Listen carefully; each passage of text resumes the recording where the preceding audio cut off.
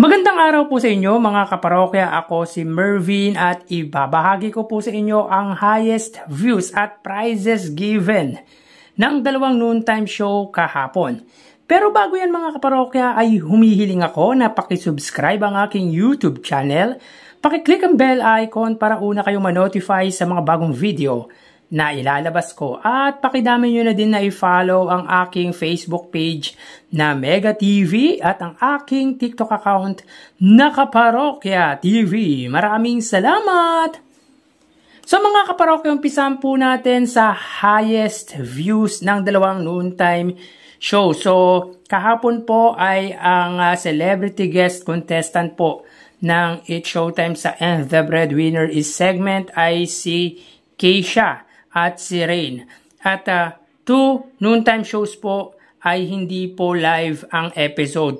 Tape lang po or pre-recorded po ang episode ng dalawang noontime show. So unahin na po natin ang It's Showtime sa oras na 1:09 PM at sa segment na And the Breadwinner is ang It's Showtime na may 2.47 million subscribers. Under po yan sa kanilang main YouTube channel ABS-CBN. It's Showtime, sila po ay may 56,000 viewers. Pero mga parokya, wala po dyan si Vice Ganda.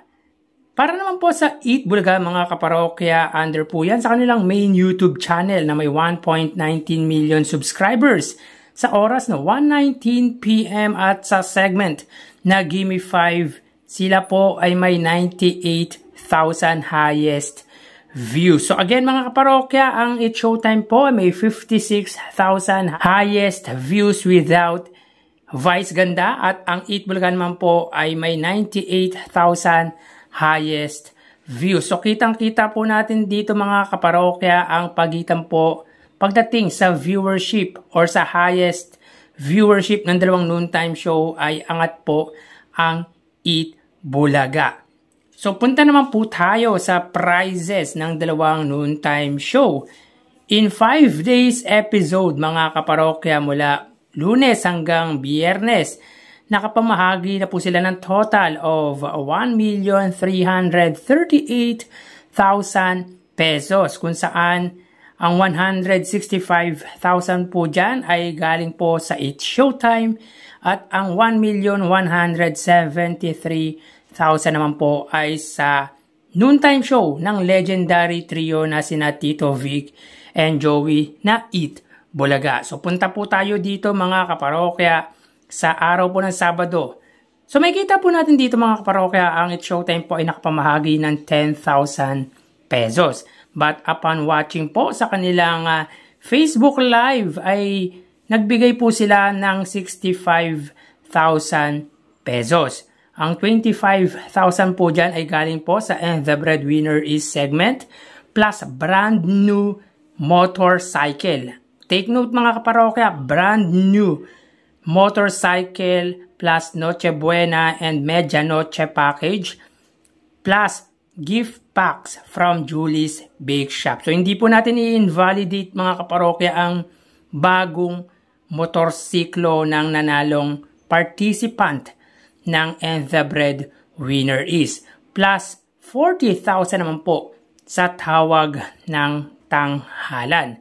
Para naman po sa Eat Bulaga mga kaparokya, may kita po natin dito na sila po ay nakapamahagi po ng 205,000 pesos. 15,000 po dyan mula sa Barangay Christmas Singing Contest. 110,000 po sa Sugod Bahay mga kapatid. 20,000 mula kay Bossing Vic Soto. 55,000 sa Gimme 5. 5,000 naman po sa Bawal Judgmental Kaba. So meaning to say mga kaparokya, meron na po silang combined prizes na 270,000 pesos. So sa loob po ng isang linggo from Monday to Saturday episode mga kaparokya ay nakapamahagi po ng total of 1,608,000 pesos. So again, 1,608,000 po ang napamahagi ng dalawang noontime shows sa loob po ng isang linggo from Monday to Saturday episode. Para po sa Eat Showtime, ang 230,000 pesos. At sa Eat Bulaga naman po ay 1,378,000 pesos. So dito mga kaparokya, ang pagitan po ng prizes nila ay 1,148,000 pesos. Pabor po yan sa noontime show ng Legendary Trio. So dito mga kaparokya, pagdating sa prizes given ay angat na angat po ang Eat Bulaga. So yun nga mga kaparokya, pagdating sa highest views, alam po natin na lamang po sa viewership ang Eat Bulaga kaysa sa Eat Showtime. Dahil dito mga kaparokya, Saturday edition is special day para po sa dalawang noontime show. Pero mababa pong views ang nakuha ng Eat Showtime. Unlike po sa Eat Bulaga na consistent po na more than 90,000 viewers po ang nanood sa kanila. Pagdating naman po sa pamimigay ng papremyo weekly ay umaabot po talaga ng milyon ang naipamahagi or naipapamahagi ng noontime show ng TV5 at ng Tito Vic and Joey. Pero magkaganon man mga kaparokya, kahit pa sabihin natin na maliit lang po ang napamimigay ng Eat Showtime, ay malaking tulong pa rin po ito para po sa mga recipient ng mga palaro or papremyo ng nasabing noontime show ng ABS-CBN. So, hanggang dito na lang po tayo mga kaparokya. Mag-iingat po tayo. Thank you and God bless.